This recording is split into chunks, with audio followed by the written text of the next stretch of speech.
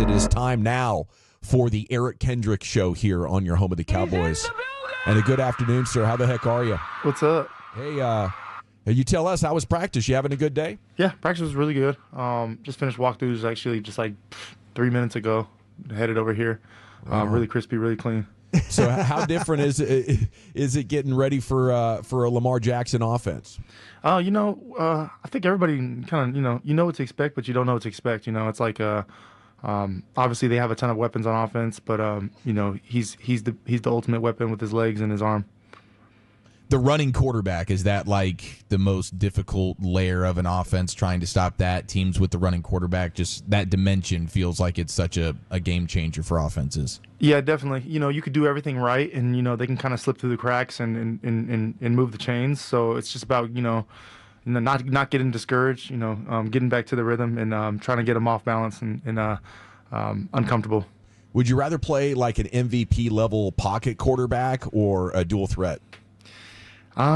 It depends. Sometimes they're the same person. Sometimes it's like but at the same time, I think it just depends on the kind of game you're trying to play. I just know that this point in my career, and even when I starting in my career, I always want to play against the best. So, this is definitely one of those quarterbacks. How about Derrick Henry, man? 6'2", the size and speed combination for him. I imagine, like, if you look at the running backs across the league, he's probably the one you're thinking, damn, I'd rather not have to face you on a Sunday. I've faced him a couple of times. Honestly, it's one of those things where it's like, I accept the challenge. I want the challenge. But at the same time, I don't think he's 6'2". I feel like he's bigger than that because I've definitely stood next to him during a couple of interviews, and I'm like looking up at this dude like, man, this dude's like 6'4", 6'2". Hey, Eric, you were one of the guys last week that stood up after the Saints game, and we always talk about, you burn the film and move on, and you were one of the guys that said, nah, you learned from this. When you sat down and watched the film, what did you learn from the Saints game? You learn how they try to attack our leverage and things like that, and things that we do wrong. Obviously, things that we can do right, but it comes down to the little things. Little things become big things, and if you don't get them corrected early in the game, you can get pounded on them. What were some of the things that you noticed that they did really well that caused you problems? They did a really good job of obviously motion, changing up the looks. Starting with one formation and ending with another formation, but the formation was they kind of hit it through how they started it. But at the end of the day, it was up to us. We should have recognized that how they were trying to attack us and realize what they were kind of building. So going forward, it was definitely a good learning lesson. It's the Eric Kendricks Show, brought to you by Keurig and Dr. Pepper. At this point in your career, do you like being the veteran guy who can have some of the answers for the younger guys on weeks like this? Yeah, but sometimes I don't have the answers. Sometimes those guys got to give me the answers. Sometimes I got to get inspiration from those young guys. I like to think that I have all the answers. I like to think I know all the trades, all the tricks, every single look. And I do have a lot of advice and I do have a lot of knowledge to share. But at the same time, I get inspired by just seeing these young guys play and their passion for the game. It gets me excited to keep playing.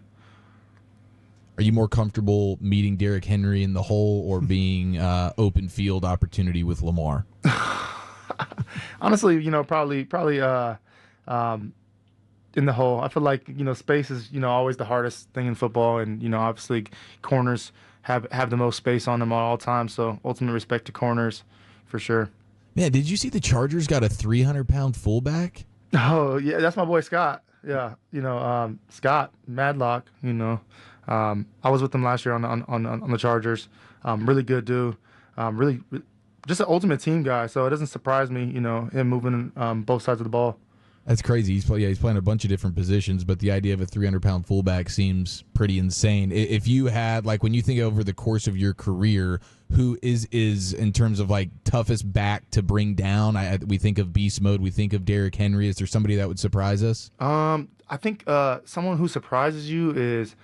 I always say Chris Carson, but at the same time, I think that I got to give the flowers to Aaron Jones. I feel like Aaron Jones is kind of like undersized. I don't want to say undersized because he got some weight to him, but at the same time, I feel like he's kind of deceptive with his strength, and he runs between the tackles. I feel like he obviously, we know he can get to the edge. We know he's good in the pass game. We know this and that.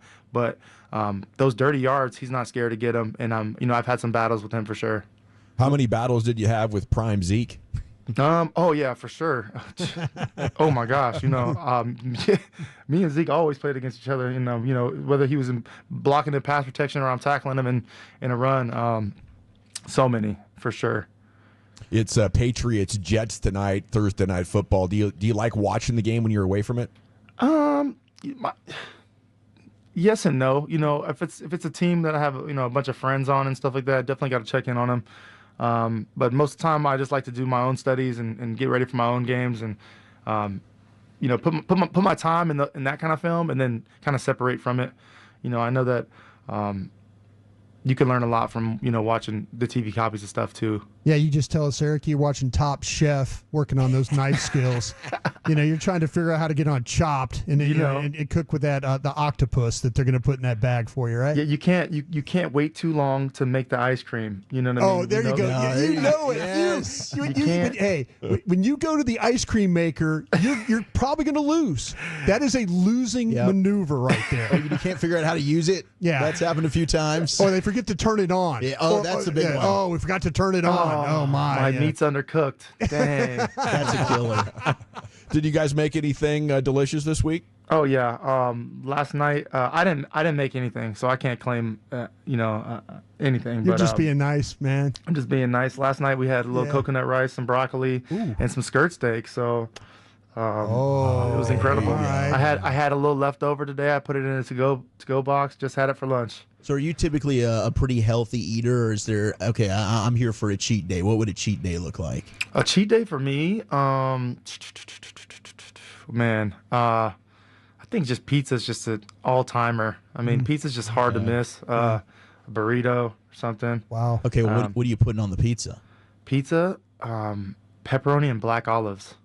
And you got to have ranch, period. You got to have ranch. Yep. There you go. Pepperoni, black. Oh, how do you feel about pineapple on pizza? See, that's where you lost me. I can't do the warm fruit. On my pizza, I don't like that. Yeah, what's up with you California folks doing that kind of stuff out there?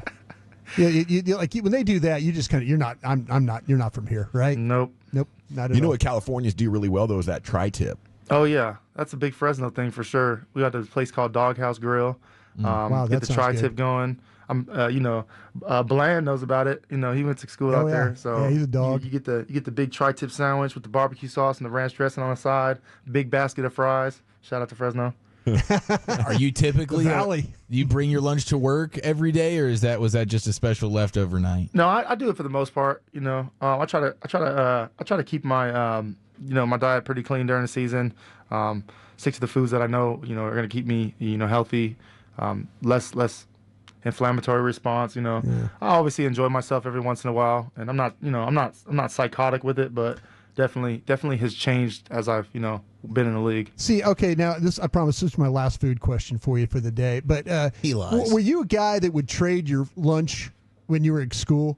Would you bring something really good to lunch and you'd always trade, or would you always try and upgrade your lunch when you were in school? See, I was a free lunch guy, so I had the school free lunch, and then I always try to mooch off of my friends who had the extravagant packed lunches, you know, and try to just scavenge off of maybe a little Skittles here or there, some dots, some Lunchables, but I feel like the Lunchable, when you got the Lunchable at school, it was like no one can mess with you. You you got the big box Lunchable. Your day's gonna be good. Everything's all right.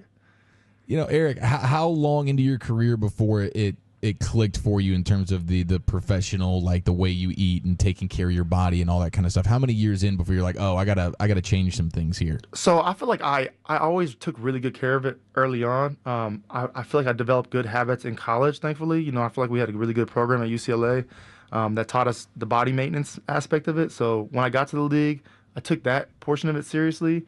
I feel like I was always someone who was underweight and always having to fight to keep my weight. So it was like, at first it was like anything anything I can eat, anything that, my stomach can handle, I was eating to keep my weight up. And then as I got to like year 6, I had to start like eating cleaner, as far as like I realized that, you can't just eat anything. And yeah, you need to eat a lot, but it's about the fuel you put in.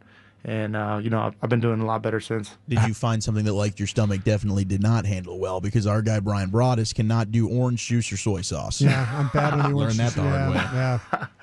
You run into the toilet. Golf course, Riviera Country Club, out there in about the 7th hole. Couldn't Eric. make it to the sense. toilet. Yeah, couldn't make it, and had the golf towel luckily there for that time. So, That makes sense. I feel like for me, nothing really gets me crazy like that, but I do. One of the common foods that I do not eat, like I don't never eat it, is peanut butter.